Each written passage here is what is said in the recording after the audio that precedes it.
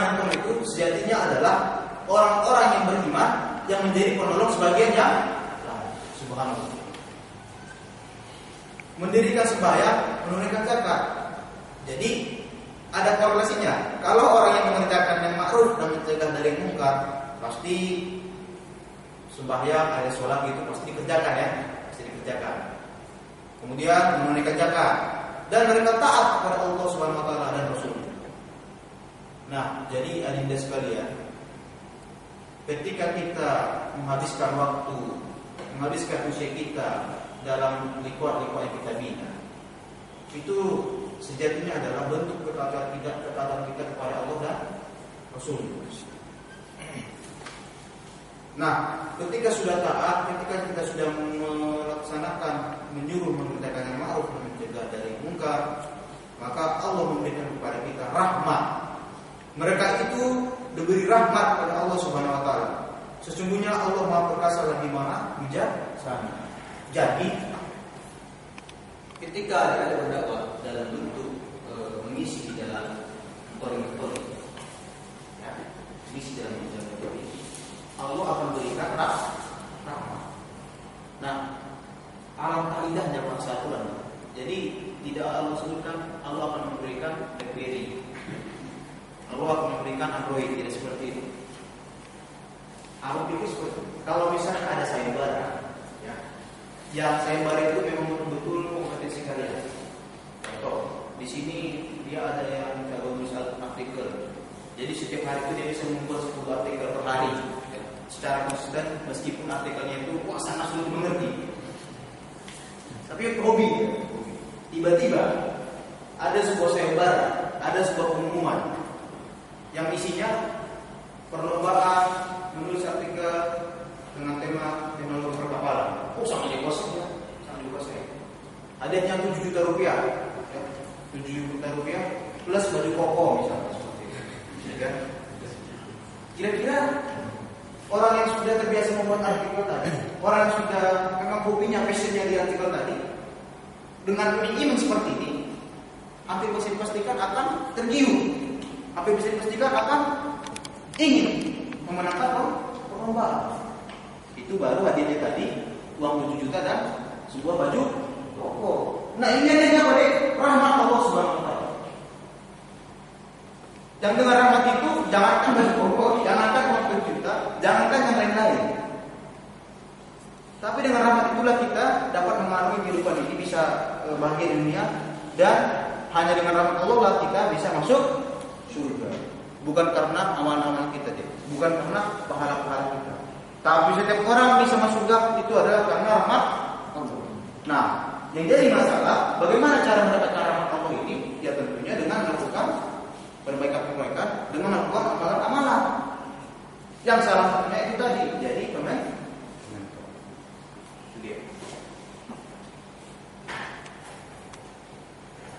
Nah, di ayat selanjutnya Allah menjanjikan kepada orang mukmin laki-laki dan perempuan akan mendapat surga. Kenapa ada kata-kata akan? Karena belum kiamat kan? Ya kan? Belum berakhir dunia. Makanya katanya akan. Yang mengalir di bawahnya sungai-sungai.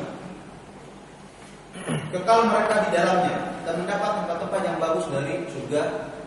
Ini bukan surga N ya, surga Al. Jadi kalau misalnya ada sebuah tempat, ya, jadi sebuah tempat yang sangat indah di bawahnya mengalir sungai-sungai, gitu. Kira-kira adik-adik ini jujur. Kalau hanya sebatas itu tertarik nggak? Tertarik. Hanya sebatas ini ya. Coba gini. Coba dibayangkan ada sebuah tempat yang sangat indah, ya, yang sangat indah, tapi di dalamnya itu indahnya yang digambarkan oleh Al-Quran adalah hanya sebatas ada sungai-sungai yang mengalir di dalamnya. Nah, kalau misalnya seperti itu tertarik nggak? Tertarik atau tinggal di tempat seperti itu? Tertarik atau tidak? Atau biasa-biasa saja? Jujur aja. Biasa-biasa saja ya. Tempatnya indah, bisa kita bayangkan tempatnya indah, kemudian sungai-sungai di dalamnya. Sepertinya kalau di daerah di mana di Lumajang sepertinya banyak ya. Ya, bahkan lebih dalam ya. Sepertinya ada gunungnya lagi kan gitu. Sementara di ayat ini hanya disebutkan sungai-sungai yang ada di bawahnya. Jadi menurut buku yang salah satu penjelasan yang dibaca, ini kan bahasa Al-Quran diturunkan waktu zaman 14 abad yang lalu. Jadi 14 abad yang lalu itu mereka belum tahu laptop, belum tahu teknologi, belum tahu wifi. Jadi wajar yang mereka tahu itu tempat yang indah dan ada spesiesnya. Jadi bahasa Al-Quran seperti itu kan gitu.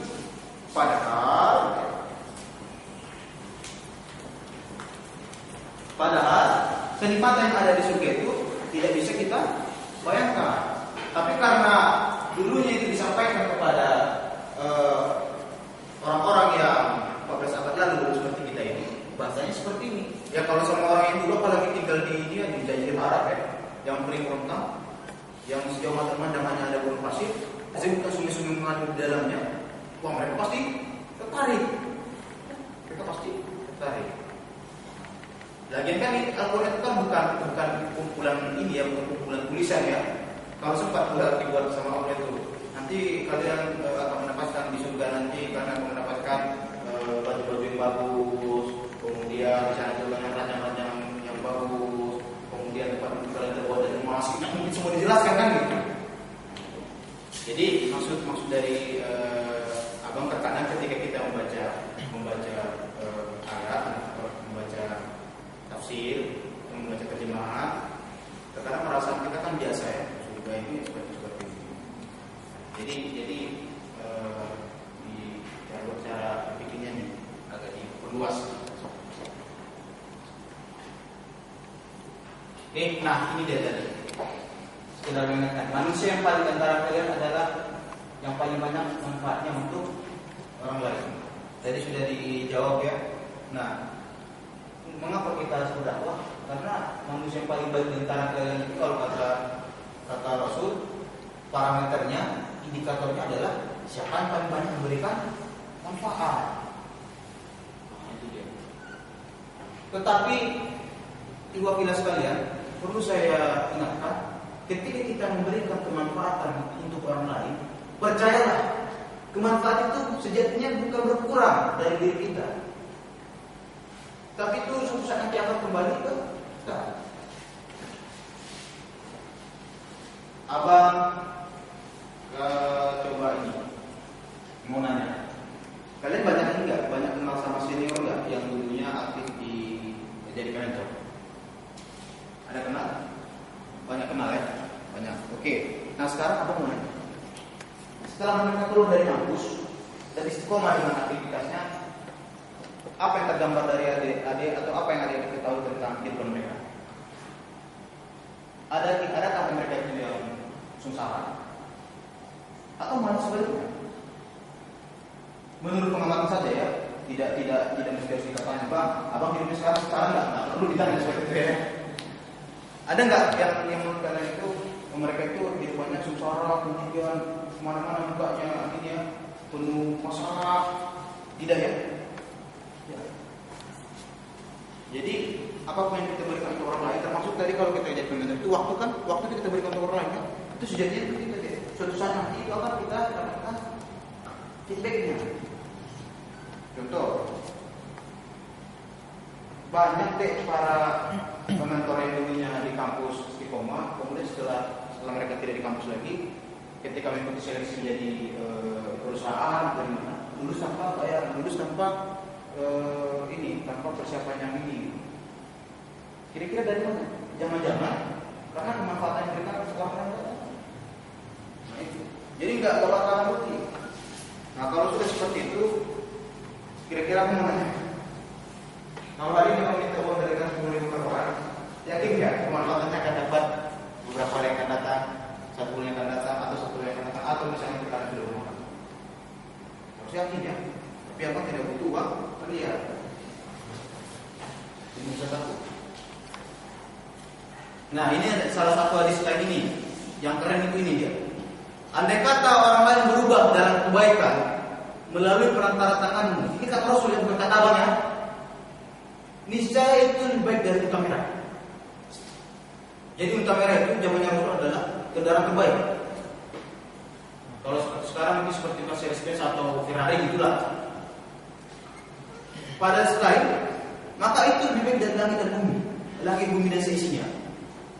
Jadi ada satu orang ya, yang apa misalnya, satu orang melalui perantara kalian, melalui nasihat-nasihat yang kalian berikan, dia merubah penampilannya sehingga menutup aurat dengan sempurna, kemudian berislam secara kafah melalui perantara kalian, maka kata Rasul itu lebih daripada bumi langit dan seisinya. Bayangkan apa yang ada di bumi dan langit ini, apa yang ada, segalanya ada ya. Itu lebih baik daripada bumi langit dan seisinya. Jadi ini pekerjaan yang sangat menguntungkan, investasi yang sangat menguntungkan. Kalau ada orang yang hari ini dia jadi mentor, kemudian memutuskan untuk tidak jadi mentor lagi, alangkah ruginya. Alangkah ruginya. Karena salah satu wasilah untuk bisa membuat orang lain menjadi baik itu adalah melalui mentoring. Kan jarang kan kayak pasti sangat jarang lah kalau kita jumpa sama seseorang, kita bicara satu kali dengan dia, lantas dia bertobat, lantas dia menjadi orang baik, sangat jarang nih. Sangat jarang. Untuk berubah itu perlu proses. Jadi orang itu supaya bisa menjadi baik perlu proses. Di mana mereka dapatkan prosesnya? Di dalam mentoring yang kita lakukan. Nah, kalau hari ini ada 2 kelompok mentoring dipegang oleh adik, misalnya 2 kelompok mentoring, 1 kelompok misalnya 7 sampai 8 orang, berarti ada 16 orang. Mereka ini tiap hari semakin baik. Berarti ada 16 kali langit bumi dan seisinya yang akan dapatkan kebaikannya. Hanya saja nggak mungkin lah sama Allah itu dibalas sekarang kan? Nggak mungkin dibalas saat ini. Kalau dibalas saat ini misalnya kebaikan yang ada di langit dan bumi dibalas hari ini. Nah ini sama kamu. Jadi misalnya seperti ini. Si ini siapa tadi? Lutfi hari ini isi mentoring. Ya, diberikan wijana, diberikan tauhid, diberikan tausiah kepada adik-adiknya. Satu orang berazam untuk memperbaiki dirinya. Kemudian besoknya dia berubah. Ya, setelah melakukan proses dia berubah. Ini kan pasti tidak tahu ya? Tidak tahu. Wah, yang ini berubah gara-gara ini. Oke, nah ini satu. Langit dan bumi dicampak semuanya. Ditampung. Kira-kira apa yang terjadi? Pasti semua orang jadi baik. Pasti semua orang akan berlomba-lomba karena dia wah, si Anu dapat itu. Pasti dia juga yang dulunya sangat jahat ya, penuh kemaksiatan, pasti akan tiba-tiba menjadi penyuruh kebaikan. Nah, kalau sudah seperti itu, apa gunanya neraka? Enggak, ini jawabannya. Maksudnya itulah ujian keimanan sesungguhnya. Yang nggak mungkin dikasih Allah balasan langsung, supaya kita diuji. Percaya nggak? Itu dia. Bagian kalau misalnya ada 3.000 orang hari ini yang melakukan mengisi mentoring, 3.000 bumi, langit dan bumi seisinya. Kamu nggak inilah nggak bisa bayangkan lah kalau seandainya dikasih ini ya, dikasih kita satu-satu gitu, nggak bisa bayangkan mau seperti apa gitu. Jadi kita harus percaya bahwasanya suatu saat nanti balasannya seperti dijanjikan ini akan kita dapatkan. Allah itu deh bukan tukang kampanye deh. Ya, kalau kampanye penuh dengan janji gitu ya, tidak ada realisasi. Lalu tidak seperti kau Muhammad bertiga. Bahkan kita sudah lupa. Kita mungkin sudah lupa bahwasanya Allah sudah berjanji. Tapi dia nggak akan lupa dengan janji. Nah, terus bagaimana kalau tak berdakwah? Artinya bagaimana kalau kita tidak mengisi mentor? Ya, ini nih. Baca di surah Al-Maidah ayat 54. Hai orang-orang yang beriman, barang siapa di antara kamu yang murtad dari agamanya, maka kelak Allah akan menurunkan suatu kaum yang Allah mencintai mereka dan mereka pun mencintai Allah, yang bersikap lemah lembut terhadap orang-orang mukmin dan bersikap keras terhadap orang kafir, yang berjihad di jalan Allah dan yang tidak takut terhadap celaan orang-orang yang suka mencela. Jadi tadi ada jawabannya, ini bang bagian dari jihad. Betul. Jadi kalau antum itu memutuskan untuk tidak mengisi mentor lagi, memutuskan untuk melakukan aktivitas yang sangat menguntungkan tadi, sama Allah nggak ada masalah. Allah akan gantikan kalian. Allah akan gantikan kita. Kalau Allah dia memutuskan untuk tidak menjadi mentor, tidak memperbaiki orang lain, tidak memperbaiki diri sendiri, Allah akan ganti kita. Terus terserah bahasa kasarnya. Ya udah kalau memang nggak mau ya udah los, terserah. Saya akan gantikan kamu. Nah, apakah kita mau menjadi orang-orang yang tergantikan? Jadi kalau suatu saat ini coba diingatkan kembali ya, Ismail Al-Maidah ini. Kalau suatu nanti ada yang misalnya mengalami kejenuhan yang sifatnya normal, yang sifatnya manusiawi, suatu saat nanti mengalami kejenuhan, ya ingat ayat ini. Ketika kita memutuskan untuk keluar dari aktivitas yang sangat menguntungkan ini, maka Allah akan menggantikan kita dengan kaum yang Allah mencintai mereka, dan mereka mencintai bersikap lemah lembut terhadap sesama mukmin dan keras terhadap orang. Di manakah sikap lemah lembut itu bisa kita lihat dalam majelis-majelis mentoring? Pastikan kelembutan kan nggak ada di sana. Saya pikir nggak ada yang seorang murid itu, seorang mentor itu menghardik binanya. Tidak ada ya. Tidak pernah ada kata-kata kasar yang dikatakan di situ.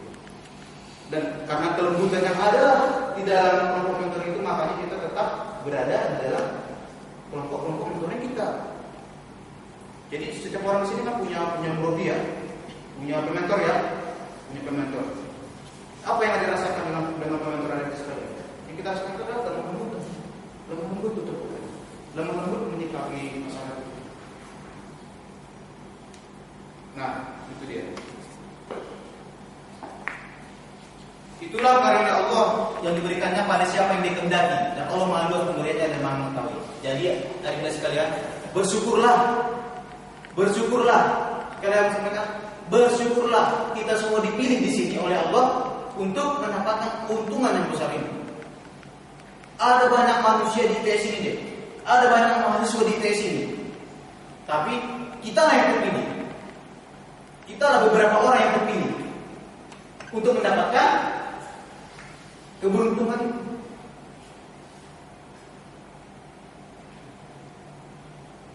Karena kata Allah, itulah karunia Allah yang diberikannya pada siapa yang dikehendaki deh. Jadi kita datang memenuhi ruangan ini itu semata-mata karena kehendak Allah. Dia pilih kita deh. Maka ketika kita sudah mengetahui bahwasanya kita menjadi orang-orang yang terpilih, the chosen, apakah suatu kebodohan yang nyata kalau suatu saat nanti kita memutuskan untuk tidak berada dalam aktivitas yang menguntungkan atau menjadi pemimpin? Nah, jadi kalau tidak berdakwah, maka dia tidak diberi kemudahan yang penuh berkah.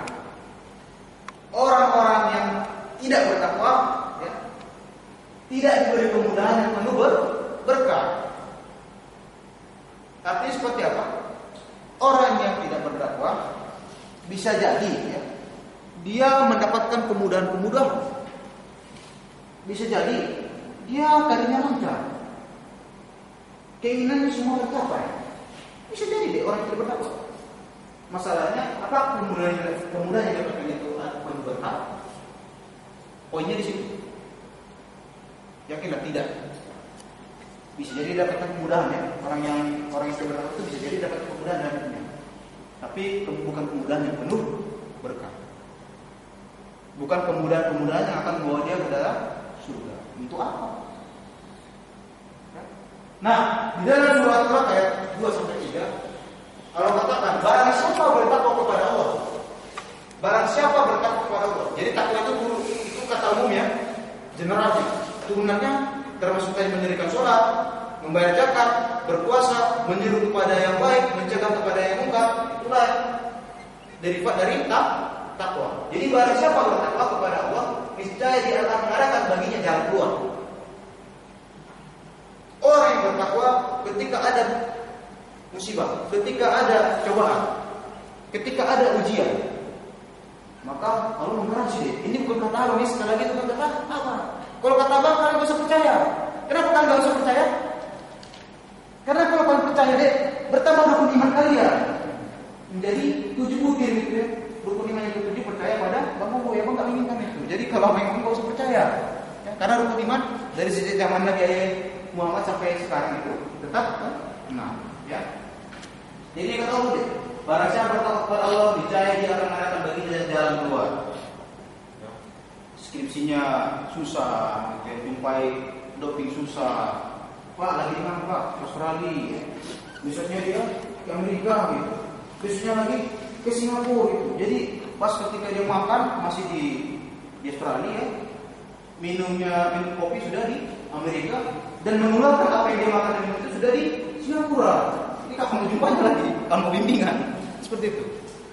Tapi yakinlah dia ketika ada yang bertakwa, ada saja jalan Allah, ada saja cara yang bertakwa, dan memberikan rezeki dari arah yang tiada disangka-sangka. Jadi ini pengalaman abang langsung lah ya. Mudah-mudahan ini abang lakukan karena bertakwa ya, mudah-mudahan karena bertakwa. Mau kemari itu abang betul-betul walaupun bekerja gitu, keuangannya tidak cukup supaya bisa melakukan perjalanan ke kerjanya. Nah, sore nanti. Aduh, gimana nih caranya? Oh, gimana lagi? Lantas ada salah seorang junior bang, saya lagi di Jakarta, ini bisa ketemu nggak? Oh enggak, silakan. Mau kapan datang? Ya, malam. Jumpa. Bang, saya ingin carikan saya pakaian itu dijual. Terus seperti apa saudara? Seperti ini. Alhamdulillah deh. Itu kan dari hari kita disangka-sangka kan? Tidak ada merencanakan suatu saat nanti saya pasti akan saya tidak ada rencanakan. Itu. Yang mudah-mudahan itu tadi ya, mudah-mudahan kalau memberikan hal itu karena mudah-mudahan ya, karena saya termasuk orang yang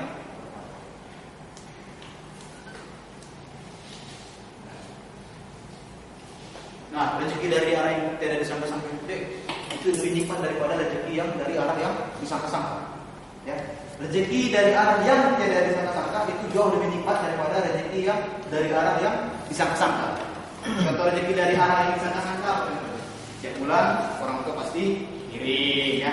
Jadi kalau kita dapat kiriman biasa aja gitu kan, sudah wajib lah gitu, sudah memang lumrahnya gitu. Tapi kalau tiba-tiba dia ada jalan gitu ya, kemudian pesan emas kilo, udah saya nggak usah kuliah lagi, udah dapat emas kilo, udah di rumah aja nongkrong gitu. Mana lebih nikmat itu? Pas kesan emas sekilo ya, tapi nggak usah dibayar gitu, nggak usah dibayar. Artinya rezeki dari arah yang tidak disangka-sangka itu jauh lebih nikmat, jauh lebih puas, jauh lebih bahagia.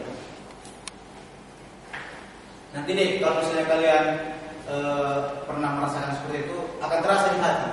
Oh, alhamdulillah, mungkin ini bahasa Allah, dulu saya pernah seperti ini, dulu pernah seperti ini. Itu sangat luar biasa nih. Jadi kalau orang yang tidak bertakwa, bisa jadi diberi kemudahan tapi tidak ada keberkahan, atau malah yang jauh lebih sulit deh, tidak diberikan kemudahan. Tidak diberikan kemudahan sama sekali.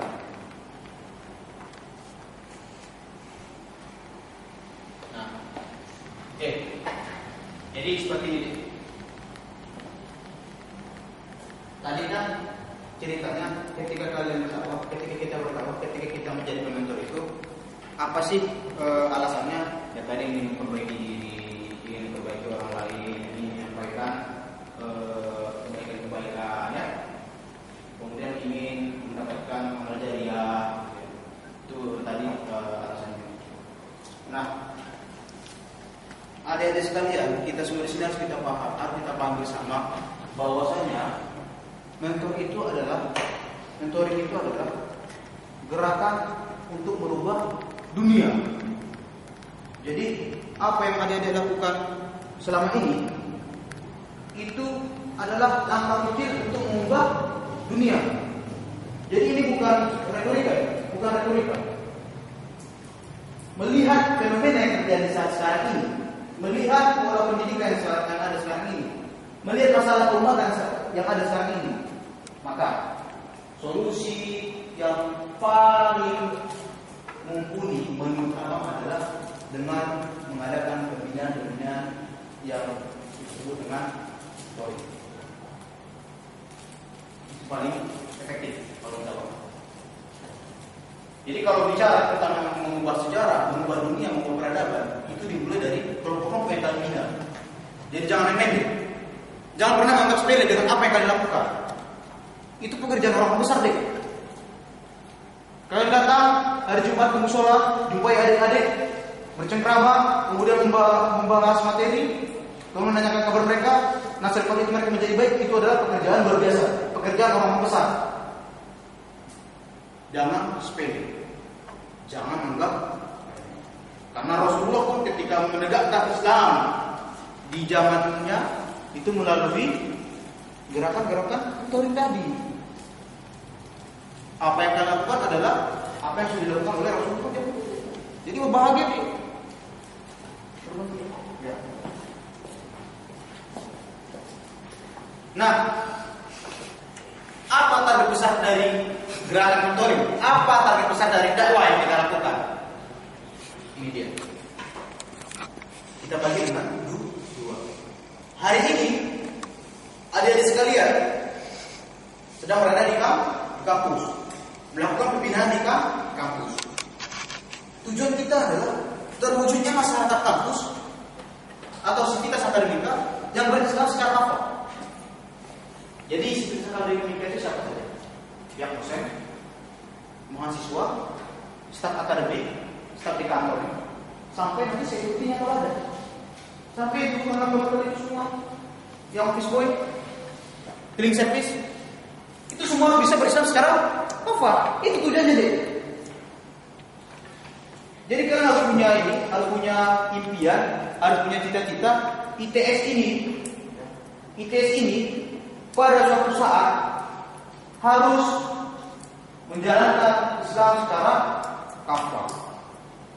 Apakah rektornya, apakah dekannya, apakah dosennya, sampai tadi para cleaning service juga melaksanakan Islam secara kafah. Itu tujuan besarnya. Target besar kita itu. Nah, bagaimana cara melakukannya? Dengan melakukan pembinaan-pembinaan tadi. Nanti kan kalian sudah melakukan si Ikram misalnya sudah melakukan, sudah punya ini, punya 3 kelompok mentoring. Nanti si Yasibuan punya 5 kelompok mentoring misalnya, kalau sanggup ya. Kalau sanggup. Tapi Bang Yamin kalau sampai 5 kelompok mentoring pasti hampir pastikan nilainya pasti di bawah D ya. Karena nggak realistis gitu ya. Kita harus proporsional, harus tawajun.